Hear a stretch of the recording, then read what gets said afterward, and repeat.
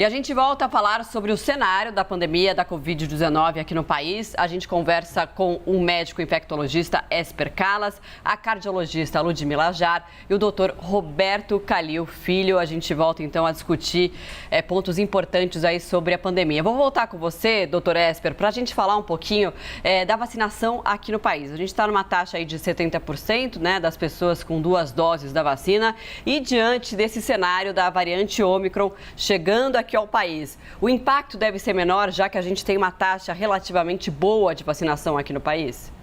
O impacto deve ser menor, mas eu lembro que eu falei no primeiro bloco, a gente vê que a quantidade de anticorpos induzidos com a terceira dose tem um desempenho melhor contra a variante Ômicron. Eu acho que a gente vai ficar mais tranquilo se ampliar a vacinação da terceira dose, mas especialmente da população adulta, porque quando você fala 70%, exclui, por exemplo, crianças, né, que ainda nós não temos o programa implementado. Então, eles nunca vão ser preenchidos nessa percentagem.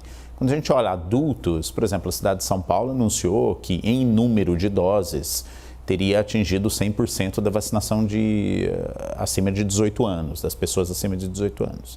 É claro que isso não é 100%, porque a gente conhece, todos nós conhecemos um ou outro que se recusa a vacinar, se nega a vacinar. Mas o número de doses administrado provavelmente cobriu com 2 doses a grande maioria da população adulta. E é isso que a gente tem que buscar. Como salientou-se aqui várias vezes, a população brasileira é receptiva à vacinação. E eu acho que falar sobre isso, quanto mais, melhor. E a mídia e a CNN que está fazendo isso agora, contribui com isso. Traz as informações, mostra para as pessoas a importância das vacinas. O fato da palavra vacina ter tido esse destaque tão grande, mostra como a população brasileira é receptiva e a gente tem que continuar esse trabalho para não deixar acontecer o que aconteceu nos países, inclusive desenvolvidos, onde a taxa de vacinação caiu e a epidemia está enchendo outra vez os hospitais. Eu ia falar agora com a doutora Ludmila, mas se o doutor Calil quiser complementar, fica à vontade, porque nós estivemos aqui juntos, posso dizer, desde o início da pandemia, lá em março de 2020, e nós avançamos muito, até nas nossas informações aqui. A gente falava lá no início de lavar a compra do mercado quando a gente chegava em casa, vocês devem se lembrar muito bem. A gente avançou muito nos tratamentos da Covid-19 e eu queria saber sobre as novidades, doutora Ludmila, no combate desde a UTI, né, o que a gente tem feito, o que a gente tem avançado, o que a gente adquiriu de experiência, até a nova medicação que tem aparecido por aí contra a Covid-19. Obrigada pela pergunta, Luciana. É importante que você que esteja em casa saiba que é claro que nós estamos quase chegando a 2 anos dessa pandemia. Lembrando que o primeiro caso relatado na China, na cidade de Wuhan, foi 31 de dezembro de 2019. E nós estamos agora no final do mês de dezembro de 2021. Em 2 anos, a ciência deu respostas, e respostas muito importantes no combate a essa pandemia.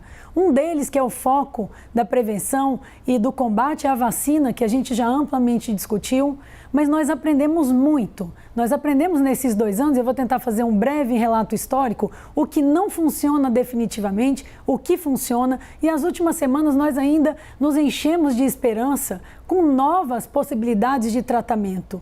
Então, eu diria que logo no início, a primeira medicação falada no mundo, medicação específica para a doença, foi a cloroquina, em março de 2020. Foi inicialmente um relato americano vindo da França, mas os Estados Unidos que tomaram aquilo como uma arma inicial, numa aprovação emergencial pelo FDA. Meses depois, a ciência veio e deu uma resposta definitiva: não, a cloroquina e a hidroxicloroquina não funcionam.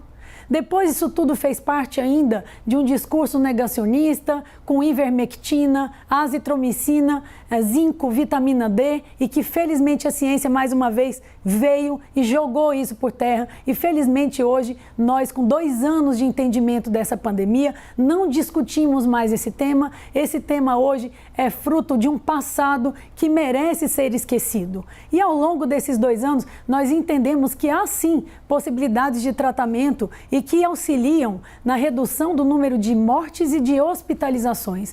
Nós entendemos que é um vírus de RNA, que se multiplica no corpo do paciente, mas que a manifestação clínica, que varia desde casos sem sintoma algum até casos muito graves, que necessitam de intubação orotraqueal com pneumonia grave, depende de uma resposta inflamatória imunológica do paciente. Então, eu diria que a doença clínica, ela é resultante de uma aberrância do nosso sistema imunológico, é como o sistema de defesa vai agir. Então, nós entendemos que a gente tem mais ou menos 2 focos de tratamento. Um é tentar eliminar o vírus e diminuir a replicação do vírus, e o outro é diminuir a inflamação, que é o grande foco e a anatomia da inflamação é o sistema respiratório, é a pneumonia, é o pulmão. Então, ao longo desse tempo, nós estudamos muitos antivirais e nós entendemos, sim, que o Redensivir tem um papel, uma medicação que hoje já tem estudos demonstrando que no paciente hospitalizado, o Redensivir é um antiviral que encurta o tempo de doença,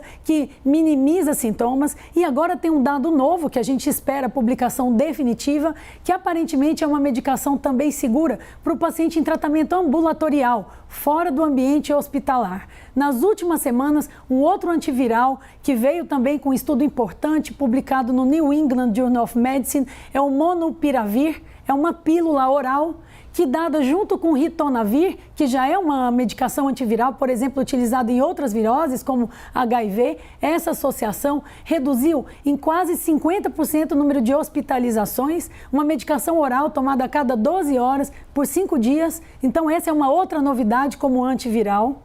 E nós temos aí, nos últimos meses, várias medicações que atuam no sistema imunológico, minimizando o dano inflamatório. Uma delas, dessa classe, antagonistas da interleucina 6, é o tocilizumab, que a OMS publicou um estudo há alguns meses, mostrando uma redução significante do número de mortes. Então, essa é uma medicação cara, mas dada numa dose única ou em 2 doses para o paciente hospitalizado grave. Nós aprendemos também que o corticoide, os corticosteroides, são potentes anti-inflamatórios para os pacientes hospitalizados com necessidade de oxigênio. E nos últimos meses vieram os anticorpos monoclonais, que são aquelas medicações de nomes difíceis, que a gente fala Casirivimab, Indesivimab, são coquetéis, a Anvisa já aprovou 4 delas, então são anticorpos monoclonais, é como se fosse a imunidade pronta. Quando eu vacino, a gente fala de imunidade ativa. Eu dou o vírus ou a parte do vírus e o organismo do paciente tem que reagir. Quando eu dou o anticorpo monoclonal, eu já dou a imunidade pronta, a imunidade passiva. Esses anticorpos também são extremamente eficazes. E agora, nas últimas semanas, a gente tem, mais recentemente, uma medicação oral, também que é da Pfizer, chamada Paxlovid, que também reduziu em 90% a chance de hospitalização e também reduziu morte. E agora tem um coquetel também novo sendo estudado, Evusheld, contra a variante Ômicron. Ou seja, há várias medicações novas. Mas uma coisa é a gente discutir. As medicações, elas são aprovadas, mas qual é o acesso da população? Eu diria que quando a gente olha em ampla escala no Brasil, o que hoje salva a vida dessas pessoas é o diagnóstico precoce, é a internação para quem precisa e a grande estrutura das emergências e das terapias intensivas. Isso cada vez mais vem sendo reforçado, o papel do recurso humano e do recurso estrutural de qualidade. A população brasileira não tem acesso a tocilizumab, muito menos aos anticorpos monoclonais, que são caros. Então, existe agora realmente um grande debate sobre acesso. Será que essas pílulas orais vêm a preço acessível a toda a população? Então, o que eu sei hoje? Para eu salvar esse paciente, ele tem que ter diagnóstico precoce, ele vai chegar numa emergência, ou no hospital, ou numa UBS, num hospital, ou num atendimento primário, o sintoma e o sinal de gravidade tem que ser reconhecido. Eu tenho que ter médico e competência dos profissionais da saúde para identificar o caso grave, muitas vezes transportar para uma unidade de referência. Dentro da nossa hierarquização, nós temos um sistema hierarquizado e esse é um outro ponto de melhoria para o futuro da saúde do Brasil. Esse doente vem para UTI ou para emergência e eu tenho que ter qualificação estrutural e humana. Esse esse é um desafio, nós temos que ampliar cada vez mais, muito mais do que 1 ou 2 medicamentos. É importante ter acesso? Sem dúvida, mas eu diria que são esses 2 polos aí. Vamos buscar acesso da população a medicações antivirais e anti-inflamatórias, mas em ato contínuo, buscar qualificar o nosso sistema de saúde, diminuir a desigualdade e buscar um foco na equidade. É isso que eu acho que realmente é o grande ensinamento desses 2 anos e o combate às fake news, ao negacionismo. Quanto tempo e dinheiro nós perdemos discutindo cloroquina e ivermectina se a ciência já tinha dado essa resposta? Mas felizmente hoje eu considero que esse é um assunto que não faz parte mais do debate. O debate é garantir acesso a bons medicamentos, aplicar testes em massa, vacinar e melhorar a estruturação do nosso sistema de saúde igual para todos os brasileiros, não só aqueles que têm acesso à saúde suplementar.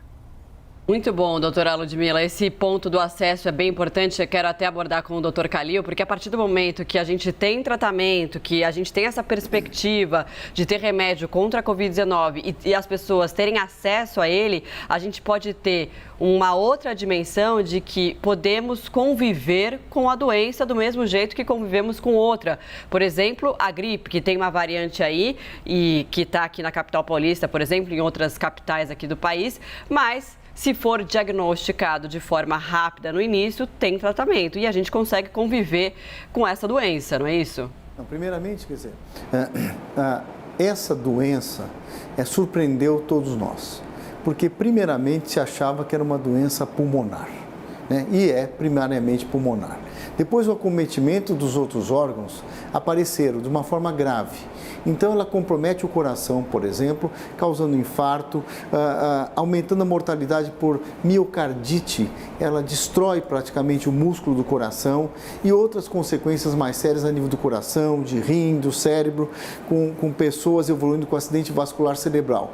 E a resposta foi individual. Você tinha o mesmo paciente no começo, 2 pacientes com a mesma estrutura, digamos, idade, um paciente o sintoma era leve e o outro estava entubado na UTI, infartando, com acidente vascular cerebral e com um caso praticamente irreversível. Então, primeiro, essa doença surpreendeu pela agressividade e pela resposta individual de cada pessoa.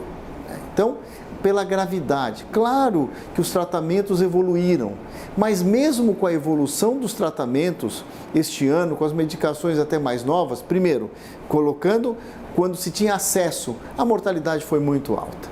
A mortalidade foi muito alta. Claro que aprendemos a lidar com o paciente UTI, aprendemos a lidar com esses doentes como um todo, como uma doença sistêmica e não só uma doença pulmonar. E tem mais, aprendemos também que os pacientes após alta apresentaram alterações graves a nível de coração, de sistema cerebral, de sistema muscular, cognitivo, quer dizer, na chamada síndrome pós-Covid. Então nós pegamos uma pandemia e outra, entre aspas, pandemia das sequelas pós-Covid. Então, essa doença nos ensinou muito, quer dizer, é muito mais grave do que pensamos. Claro que a medicina evoluiu, claro que algumas medicações que no começo se acreditava, elas não têm mais sentido nem discutir, né? Mas o ponto, como a própria Ludmila colocou, as novas medicações, o ponto que eu volto é acesso. Essa pandemia mostrou a fragilidade do sistema de saúde do mundo, não só do Brasil. O sistema de saúde do mundo se mostrou frágil diante dessa pandemia, porque senão não teriam esse número de mortes no mundo inteiro, inclusive no Brasil. Então, o sistema de saúde global falhou. Voltando para o Brasil, claro que nós temos o Sistema Único de Saúde, que é um sistema com uma estrutura muito bem estruturada e que atende mais aí de 100 milhões de pessoas. É o maior sistema de saúde do mundo, digamos. Voltando ao sistema e o acesso, que foi sua pergunta. Enquanto não tiver melhoria de fato no Sistema Único de Saúde, o Sistema Único de Saúde é um sistema brilhante. Eu sou, assim, o maior fã do Sistema Único de Saúde do SUS. Porém, é um sistema que está subfaturado, subfinanciado há décadas.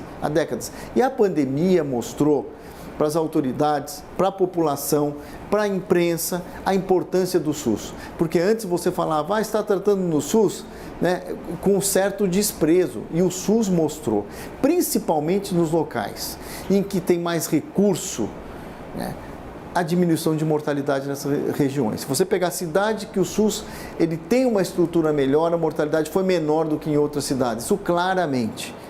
Então, isso que sirva, sei lá, de um alerta, nós temos que fortalecer o Sistema Único de Saúde, com melhor gerenciamento, com verba, para justamente a população ter acesso. E ter acesso no sistema de qualidade, que é o sistema de qualidade. Ele fortalecido nos vai dar muito mais força para enfrentar as novas doenças ou, quiçá, outras pandemias. As pessoas vão ter mais acesso, essas medicações que a Ludmila colocou, medicações modernas, não tem acesso, não se tem acesso.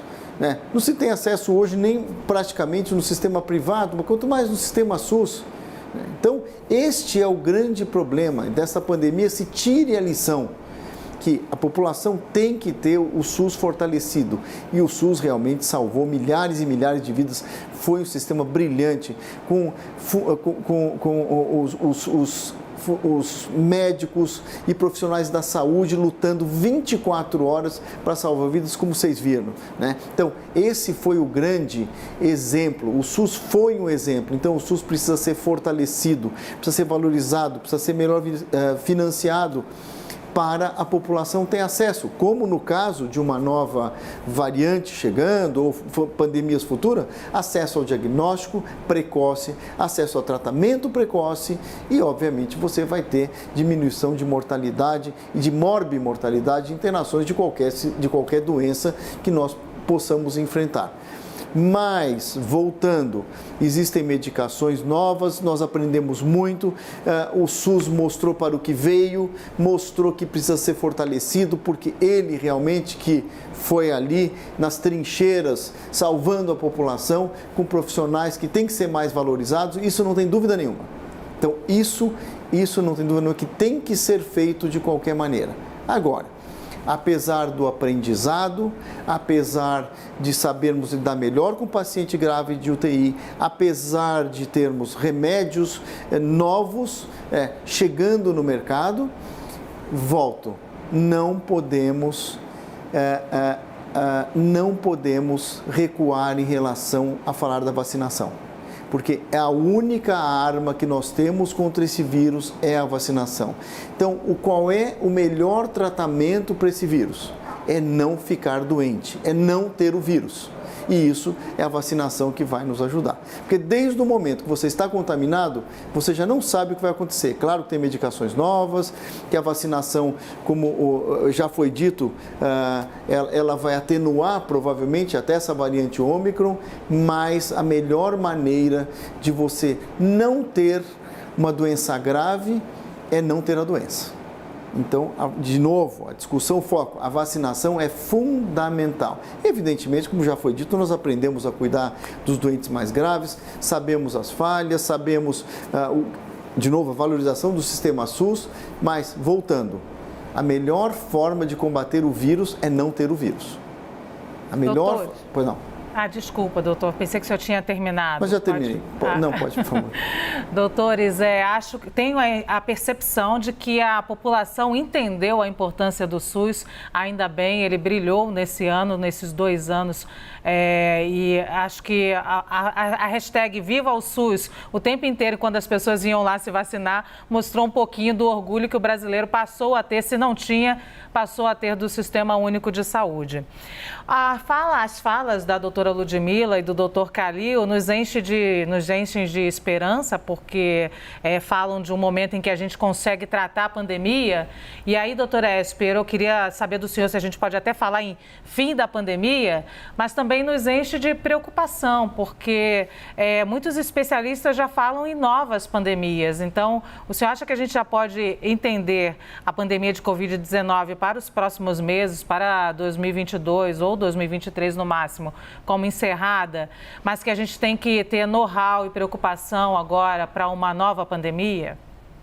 Marcela, foi bom que você levantou esse assunto, porque a gente tem que ser cauteloso. Na hora que a gente decreta o fim de uma pandemia, precisa avisar o vírus também. Só para dar um exemplo, a gente vem falando de fim da pandemia de HIV/AIDS faz 40 anos. No entanto, temos milhões de pessoas infectadas no mundo todo, milhares de pessoas morrendo só no Brasil. E é um bom exemplo para mostrar como as pessoas vão se habituando, vão quase que acostumando com uma nova realidade, né? E aí vão estabelecendo o que eles chamam de novo normal. Isso é uma maneira de, é claro que é natural das sociedades, mas acontece que você começa a se acostumar a coisas que não seriam aceitáveis. Vou dar um exemplo que tem centenas de milhares de crianças que morrem todos os anos na África de malária e a gente não dá a mínima bola. E a gente tem que entender que essas pandemias vão colocar a humanidade em xeque, sob xeque, né, o tempo todo. Nos últimos anos, fazer um rápido exercício, a gente teve um surto aqui em São Paulo fora de época de gripe, foi na época de verão, nós estamos vendo isso agora, com a chegada do H3N2, um vírus de gripe causando problemas. Um pouquinho para trás nós tivemos uma epidemia aqui de febre amarela, que assolou o Brasil, especialmente aqui na região do Sudeste. Dá um passo atrás, tivemos a epidemia de Zika, que levou à microcefalia. E veja, aqui mais um exemplo, nós não falamos mais desse assunto, felizmente porque o vírus deu esse sossego um pouco, o número de casos é muito pequeno no Brasil, no entanto as crianças ainda sofrem, e as suas famílias, a consequência dessa doença. Aí um pouco atrás nós tivemos uma epidemia de ebola na África em 2014, então uma revisão nessa história recente é uma doença infecciosa atrás da outra quase todos os anos. É claro que vão acontecer outras para o futuro. Nós não temos, infelizmente, os instrumentos para dizer qual será. Mas esta pandemia trouxe para a gente uma reflexão de quais instrumentos a gente tem que criar. Que maneira que a gente vai se preparar melhor. Então, uma delas, evidentemente, que é olhar com mais atenção para doenças que você vai diagnosticando na porta dos pronto-socorros, nos diferentes locais, por exemplo, do Brasil, que é um país de dimensão muito vasta. O que vai acontecendo? Nós conhecemos as nossas doenças, nós sabemos quais são as respostas que a gente tem que dar para cada uma delas que vão surgindo. Então, a gente tem que olhar para esse lado da vigilância, que nós chamamos de vigilância epidemiológica e vigilância em saúde, com muito mais atenção. E a outra coisa, o Calil e a Ludmila já falaram várias vezes, mas a gente tem que preparar melhor nosso sistema de saúde para enfrentamento de novas pandemias que a gente não conhece ainda. E elas vão aparecer. E uma delas, é claro que a gente fica defendendo o SUS, e reiteradamente eu não me canso de fazer isso, mas nessa próxima eleição, não é só na hora de votar que a gente tem que escolher algum candidato que defenda o SUS, mas cobrar deles durante a campanha. Nós temos que chegar para cada um deles e dizer qual que é a sua proposta. Que compromisso você tem com o Sistema Único de Saúde? Que compromisso que você tem de melhorar a estrutura desse sistema, que é a única salvaguarda de saúde para 80% da população brasileira. Então a gente tem que cumprir esse papel durante esse ano eleitoral que nós teremos agora em 2022, para não passar sufocos e apertos que a gente infelizmente sofreu não só com a Covid-19, mas com todas as outras epidemias e pandemias que a gente vive no Brasil, desde que a gente tem esse sistema democrático, essa Constituição que permitiu acesso a toda a população a um sistema único. Eu vou aproveitar que a gente está falando de doenças infecciosas, né, e para falar um pouquinho da gripe, porque a gente acabou de entrevistar a secretária executiva da Secretaria Municipal de Saúde aqui de São Paulo, e ela falou que já tem casos daquela variante da gripe e que essa variante chegaria no ano que vem, mas por conta de toda a flexibilização que aconteceu por causa do avanço da vacinação e por causa do coronavírus, essa variante chegou antes do período, digamos assim. A gente já vive uma epidemia da gripe em outras capitais do país e uma situação que se agrava. Por exemplo, aqui em São Paulo, a gente já tem mais casos de gripe até do que de Covid-19. A vacina atual, pelo que a gente sabe, não cobre essa variante, mas ela protege, de certa forma, pelo menos um pouco dessa variante, ou não tem nenhuma eficácia sobre ela? Pergunto agora para a doutora Ludmila.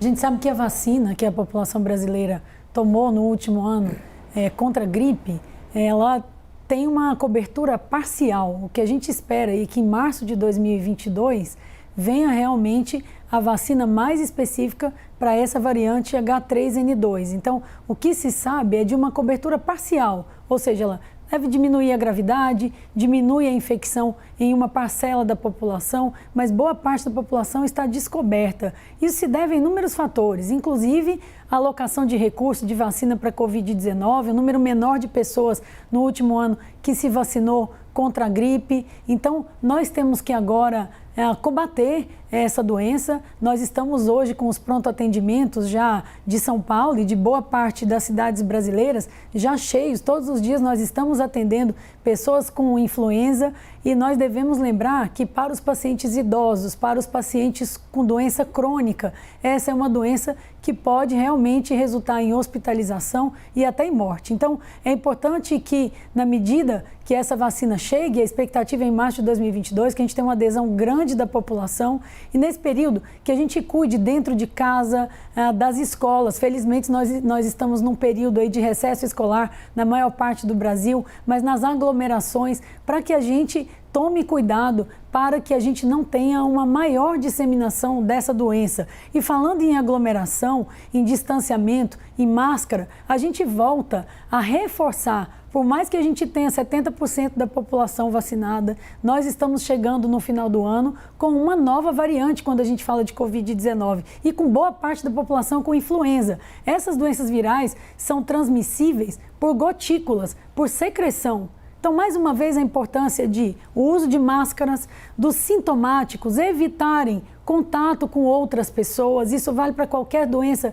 viral respiratória, para a gente evitar a aglomeração. Nós estamos recomendando que no final do ano, festa de Natal, festa de Réveillon, diante do possível, são medidas simples, mas que se faça em pequenos grupos, idealmente em locais abertos. Vamos tentar fazer um exercício e evitar o beijo? Então, não vamos nos beijar. E se a gente for dar um abraço na meia-noite, que a gente o faça com máscara. São medidas simples, mas que podem, muitas vezes, imagina o avô, a avó, o mais idoso, sair de uma festa dessa contaminado com influenza, contaminado com Covid-19. Então, são recomendações simples e que valem para as duas doenças virais. Outra coisa, vai fazer uma festa maior, a família grande? Tem gente que tem acesso, poderia realmente exigir um PCR ou um antígeno de Covid-19. Isso não é uma política descrita, mas é lógico que vai minimizar o risco de transmissão. Então, no mínimo, a gente podia evitar beijo. Eu, por exemplo, sou médica andando em hospital. Eu sempre falo, gente, para que ficar beijando? Tem tantas outras formas de amor. Vamos agora tentar diminuir, então, essa aproximação física. Tem outras inúmeras formas de aproximação sentimental. Então, a gente vai dar um abraço meia-noite de máscara, evitar então o contato das pessoas sintomáticas com as outras, até que a gente tenha realmente vacinação, controle da pandemia e também isso vale para a gripe. Doutor Calil, é difícil, hein, doutora Ludmila, a gente parar de se beijar agora nesse momento. A gente estava com muita vontade de se beijar e de se abraçar. E aí veio a vacina, até aquela esperança do abraço. E agora, de novo, a gente recuando, mas é necessário, a gente entende. Doutor Calil, nesses 2 anos também a gente combateu muito fake news, desinformação. E agora, com a chegada da gripe, eu que sou do Rio de Janeiro, tenho conversado com muitas pessoas e tem muita desinformação, muita gente dizendo que é resultado da vacina, muita gente dizendo que não precisava vacinar, que era só tomar vitamina C e parece que a gente vive no efeito looping, a gente não consegue sair desse ciclo, né? E aí eu queria saber do senhor se isso ainda é muito comum ainda nos consultórios, essas desinformações. Como eu te falei, ainda bem que a cultura da população do brasileiro é se vacinar. Fake news com vacina sempre teve. Todo ano se fala, para que vacina para gripe, para vacina para pneumonia, para que... Nós tivemos aí um surto de sarampo, né? Há pouco tempo atrás, o ano passado, ano retrasado. Quer dizer, então, fake news em torno de vacina sempre teve. E é claro que diante dessa pandemia se exacerbou, né? Mas o importante é o que nós estamos fazendo. As pessoas têm que se vacinar sim, porque essa influenza que está aumentando agora, muita gente, por qualquer razão, deixou de se vacinar para a gripe, né? Então, Como já foi dito, a campanha de vacinação começa em março, nós temos que continuar nos vacinando. Então, como você falou, e como eu estou te falando, a fake news em torno de vacina sempre existiu. Tem essa conversinha completamente irresponsável, sempre existiu. Claro que se exacerbou durante a pandemia. Importante é a população se vacinar sim. Claro, para a Covid, como já dissemos extensamente, e também para a gripe. Porque, por exemplo, os pronto-socorros agora estão lotados por quê? Pela influenza. Não é isso? Que pode levar a pneumonia, que pode levar também a consequências sérias. Então, o importante é a conscientização da população e o brasileiro é muito fácil ser conscientizado de que tem que se vacinar. Nós temos um sistema de vacinação, como já foi dito, bastante capilarizado, um sistema quase que perfeito. Nós temos vacina e a população, a cultura da população brasileira é se vacinar.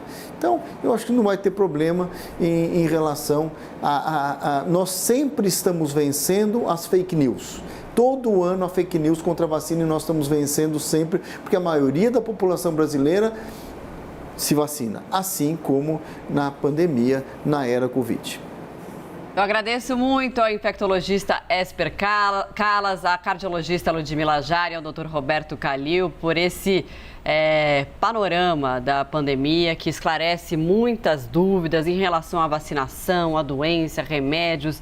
Enfim, muito importante a gente trazer essa discussão para as pessoas ficarem bem informadas. Obrigada e até uma próxima. Obrigado. Obrigada. Muito obrigada, doutores. Foi ótimo nossa conversa aqui.